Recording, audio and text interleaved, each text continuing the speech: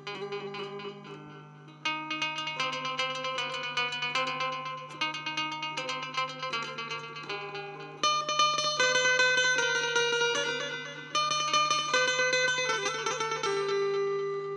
दोस्तों, मैं सरोज यादव आप लोगों का मेरे यूट्यूब चैनल पर स्वागत करता हूं।